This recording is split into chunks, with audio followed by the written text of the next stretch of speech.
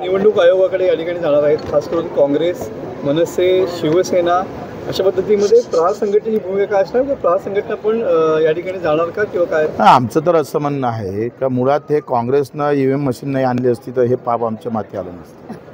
पहिली गोष्ट त्यांनी चूक केली आणि याचा त्यांनी इतका फायदा घेतला का आता मत मारायला जाव का नाही जाव अशी एक व्यवस्था आणून ठेवली. माझं काय म्हणणं आहे, EVM मशीन ठेवा, चालतंय, पण जो VVPAT आपल्या हाती येतं ना, पहिले तुम्हाला माहीत असेल का बॅलेट पेपर राहायचा. तुम्ही मतदान केलं असेल तर लक्षात असेल का बॅलेट पेपरवर तुमचं नाव राहायचं, तुमचा बॅलेट क्रमांक राहायचं आणि खाली सही घ्यायची.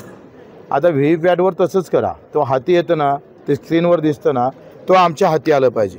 खऱ्या अर्थानं प्रभू रामचंद्राचे भक्त मोदीजी असन तर, ते भक्त असन तर, नसन तर ते करणारच नाही. ते भक्त असन तर म्हणतो मी. तर ते VVPAT आमच्या हाती आलं पाहिजे, त्याच्यावर त्याचं आमचं नाव असलं पाहिजे, त्याचा VVPAT क्रमांक असला पाहिजे, आमची सही असली पाहिजे. ते VVPAT हाती आलं का मतपेटीत टाकलं पाहिजे. म्हणजे EVM मशीननं तुम्हाला मतही मोजता येईल फास्ट, आणि शंका असेल तर 25% मतपेट्या मोजू आपण, म्हणजे संपन्न विषय. म्हणजे आज तुम्ही सांगा, सर्वसामान्य माणसाचा अधिकार आहे, माझं मत कुठं गेलं हे दाखवतच येत नाही सरकारले, निवडणूक आयोगाले. निवडणूक आयोग तर म्हणजे काय, भाजपच्या कार्यालयातून चालतं, दुसरं कुठं आहे? म्हणजे मला तर मी मागं असं म्हटलं का आता निवडणुका घेणं बंद करा, कशाला जिल्हा परिषदची शाळा ठेवत आहे, BJPच्या कार्यालयातच ठेव ना केंद्र, लोक मारत जाईन बटं, तुम्ही जाहीर करत जा. शिवसेना आणि मनसेची युती होण्यासंदर्भात संकेत मिळत आहेत, पण याच्याबरोबरच यासोबतच काँग्रेसला बरोबर घ्यावं अशा संदर्भातले मतप्रवाह पुढे येतात असं दिसतंय. मनसेचा सुद्धा प्रवाह असं संजय राऊत म्हणतात, काय उत्तर असलेलं आहे? आता अजेंडा काय आहे? झेंडा जरी असला तर अजेंडा काय आहे? इकडे राज ठाकरे साहेब म्हणून मराठीचा बाणा, आणि काँग्रेस पूर्ण राज्यात मराठीचा विषय घेऊन जाऊ शकत नाही, कारण बाहेर राज्यात काँग्रेसला घाटा होईल.